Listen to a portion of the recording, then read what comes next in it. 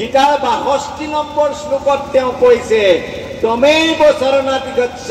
সৰ্ব ভৱান ভাৰতঃ তৎপশ্চাৎ পৰমং শান্তি স্থানম প্ৰাপ্স্যতি শাশ্বতম।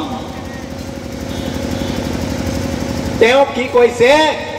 তেওঁক অজ্ঞানৰ পৰা জ্ঞানৰ পোহৰলৈ অবুদ্ধিৰ পৰা বুদ্ধিলৈ লৈ যায় আৰু তেওঁ সেইজনকে যিজন ভগৱান তোমাৰ হৃদয়ত থাকে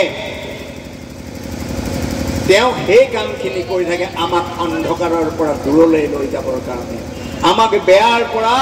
ভালৰ কাৰণে লৈ যাবৰ কাৰণে তেওঁ চিন্তা কৰি থাকে।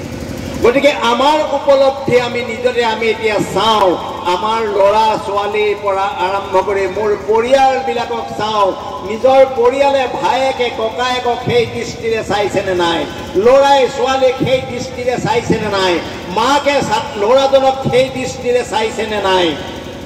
ওচৰ ঘৰীয়াল ছোৱালীজনীক ওচৰ ঘৰৰ ল'ৰাটোৱে ভালদৰে সেই দৃষ্টিৰে চাইছেনে নাই যিদিনাখন এই দৃষ্টি সকলোৰে মনলৈ আহিব তেতিয়া আমি দেখিম সেই তেতিয়াৰ হাজাৰ হাজাৰ বছৰৰ আগতে যিখন ভাৰতবৰ্ষ সেয়াই হ'ব। আৰু আজি যি উশৃংখল কৰি আছে অকমান অকমান কথাতে ককায়েকে ভায়েকক মৰা বাপেকক মৰা মাকক মৰা ল'ৰাই ছোৱালীয়ে অশান্তি চাৰিওফালে পৃথিৱীত কটা মৰা আমি দেখি আছো অলপ দিনৰ ভিতৰতে এই একোৱেই নাথাকিলেহেঁতেন এই সকলোবিলাক নাইকিয়া হ'ব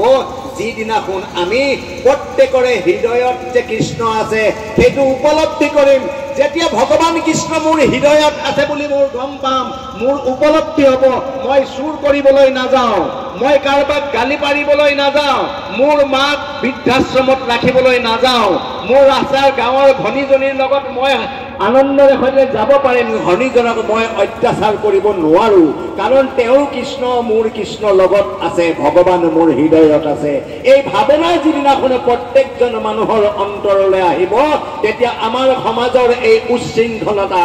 যুৱক চামৰ আজিকালি যুৱকসকলৰ কথা খুব কয় যুৱক উচ্ছৃংখলতা হৈছে যুৱতী উচ্ছৃংখলতা হৈছে সামাজিক দায়বদ্ধতাৰ পৰা পুৰুষ মহিলা সকলো আঁতৰ হৈ গৈছে সেইকাৰণে বেভিচাৰ সমাজত দেখিবলৈ পোৱা গৈছে। আমি এইটো উপলব্ধি নকৰোঁ যে মোৰ হৃদয়ত ভগৱান আছে মোৰ হৃদয়ত ভগৱান আছে কৃষ্ণই চাই আছে সেই কথাটো উপলব্ধি নকৰি কৃষ্ণৰ ফটোখন লৈ পেলাই ডাঙৰ মালা লৈ পেলাই মই কৃষ্ণক যিমানেই পূজা নকৰোঁ মোৰ চৰিত্ৰৰ পৰিৱৰ্তন নহ'ব মই দগাবাজ হ'মেই হ'ম। কুহেলিকা মল্লিকে তৃতীয় শ্রেষ্ঠ প্রতিযোগী ধরণী নাথদেৱ আছে এই অনুষ্ঠানটোৰ লগত ওতপ্ৰোতভাৱে জড়িত এইসকল কাৰ্যকৰ্তা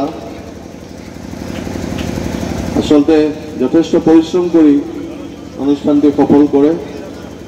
গিৰীন্দ্ৰ শৰ্মাদেৱ স্বৰাজ ৰাজবংশী বোধহয় উপস্থিত নাই মানিক দা মানিক শাহ আমি